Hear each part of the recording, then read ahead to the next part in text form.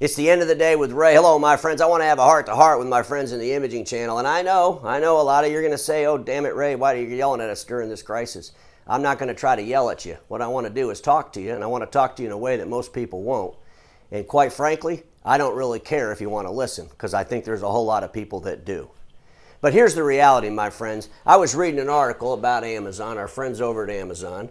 And, you know, the title of the article, well, we all know who Amazon is. Will they be the most important company in the 2020s? This isn't about Amazon and what they did and how they did it, and I don't want to have a political argument about Amazon.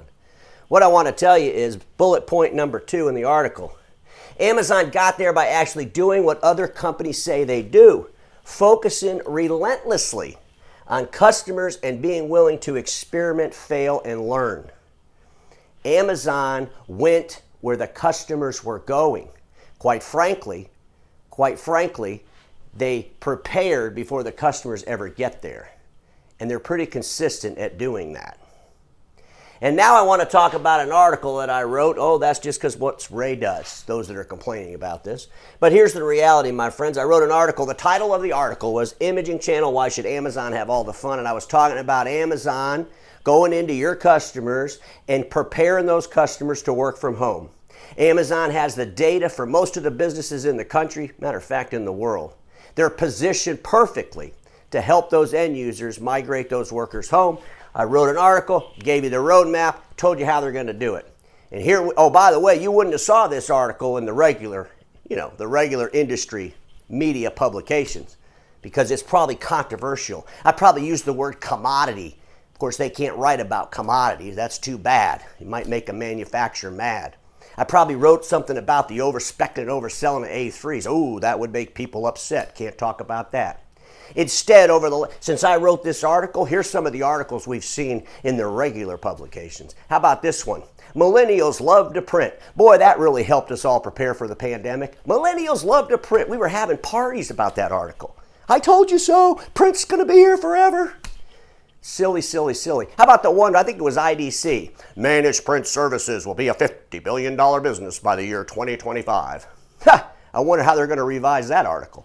Here's the reality, my friends. We got to stop listening to stupid nonsense to make us feel good, and we got to start paying attention to the realities of the marketplace. We got to start looking at companies like Amazon, and we got to start preparing how we're going to deliver regardless of how that deliverable ends up in the customer's hands. Can we control it? Can we make money off it and profit off it? That's all we should care about. That's all we should care about. Here's a guy, think about Amazon. This is amazing to me. You got a guy that stands in front of the whole world in the late 90s and tells the whole world this: I'm going to be the cheapest and fastest. Basically, he's telling the whole world, I'm going to be a commodity business model, cheaper than everybody else and faster than everybody else. And today, that guy, he basically has all the data for corporations all over the world in his data centers. He's got a technology business that's damn near bigger than a shopping business. He's got more SMB and SMB business. Every day he's getting more and more of that. He's signing up more and more contractors to work with him every single day. And now, my friends, think about this. Think about this, my friends.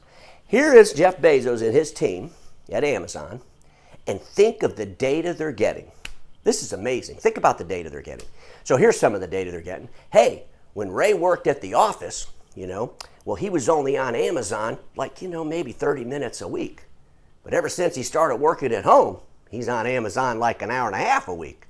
We need to keep Ray at home. And see, Jeff knows, he knows that I went home because I signed in from a different ISP. I had a different address, different IP address. So he's watching me. He's also saying, hey, when Ray's working from home, he spends more money at Amazon. When Ray's working from home, look at all these other categories he buys. Look at all this other advertisement I could show him while he's in a work mindset. And then at night, I could show him items when he's in the play mindset. It's all about data. We've been talking about data in the imaging channel. We got people in the imaging channel, they got data right now. They got data that tells them how good their techs are. They got data that shows them about their car stock. They don't pay attention to it. My friends in the imaging channel, we don't pay attention to data. We look at a company that's kicking our ass, and we still sit there and say to ourselves, well, we're never going to sell. That's crazy. We'd give better service. We can't sell like that. We can't sell online. We can't change our deliverable in any way. Well, the only reason we couldn't change it any other way is because if we did, it wrecked our old processes. It wrecked our old pay plans. It wrecked our old comfort zones. Hopefully through this pandemic, all our executives, as they're sitting in their damn houses, they're thinking about how they're going to wreck their old processes. They're thinking about how they're going to wreck their old processes and how we're going to create new processes. How many dealer owners right now have picked the damn phone up or got on Zoom and talked to the guy in your town that runs an office products business? There's office products resellers out there that are $40, $50, $60 million a year companies, and they are in serious pain because they don't have annuities. At least the imaging channel has annuities they collect that aren't being paid. The office products resellers sell offices, janitorial supplies, and office product supplies. Most of that's not contracted. It's just they buy as they need. Well, they're not needing anything. Everybody went home. Who do you think they're buying that from? Well, they're buying it from Jeff Bezos. That's who they're buying it from. But think about this. Think about how those companies that are in janitorial services, man, are they ready to have a feeding frenzy when people go back to work? Because you know what people are learning right now? I got to be honest with you. I'm one of the guilty ones. Washing your hands constantly. Opening up doors. Think of all the things that janitorial businesses do today that are built around restrooms, are built around cleanliness, are built around technologies, built around without people having to touch something. Remember the water fountain? You just walk up and the water comes out. All that stuff, that whole entire industry is just going to explode. So maybe if you're an imaging channel dealer, you ought to call up the office products reseller that's in your neighborhood and see if you guys can come together. Get on Zoom and talk. If we don't think there's going to be consolidation, we're insane. So why don't we cause the consolidation? There's organizations and companies out there that are hurting, they're in pain. And we're not just going to sit there. It's not like you're going to take a Tylenol and everything's going to go away. We're in pain, and we got to be proactive to how we're going to cure those pains. Folks, I don't have all the answers, but for the last 4 or 5 years, I've tried to tell you some things. I've tried to warn you about some things. I've told you some things that happened. And still, we get around, we want to be in this comfort zone. We don't want to listen to the painful conversations. We want to listen to all the feel-good shit. I'm sure those feel-good crap newspapers will stick around after this is over. And that'll be fantastic. We can use them to tell all the good stuff. But hopefully through this, we'll get some original content. We'll get some people that can actually talk in front of a camera and articulate what the hell's going on in the industry besides maybe Ray. Maybe somebody else did it. They'd pay attention more. Who knows? But I get so sick of these executives that have been telling me for the last 4 years how they couldn't do something. We're never going to be able to do this because of this. We're never going to be able to do that because of this. Oh, I've tried that. I'm sick. I'm tired of trying. Wrote an article titled, I'm tired of trying.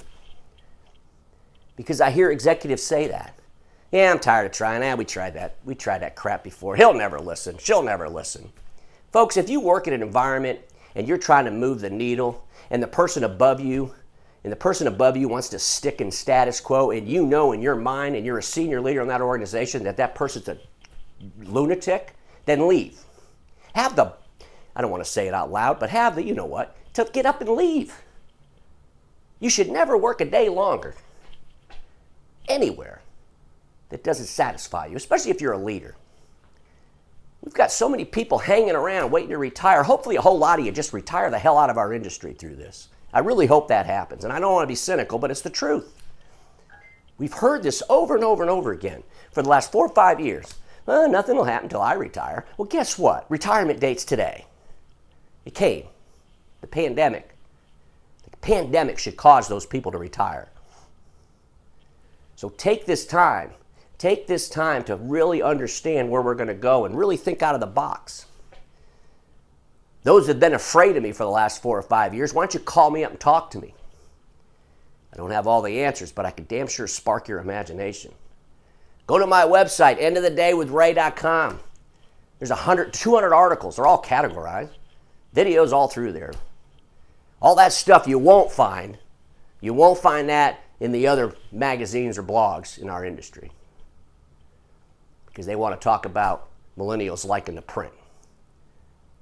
My friends, it seems to me that over the last 4 or 5 years in the imaging channel, we've been playing old maid.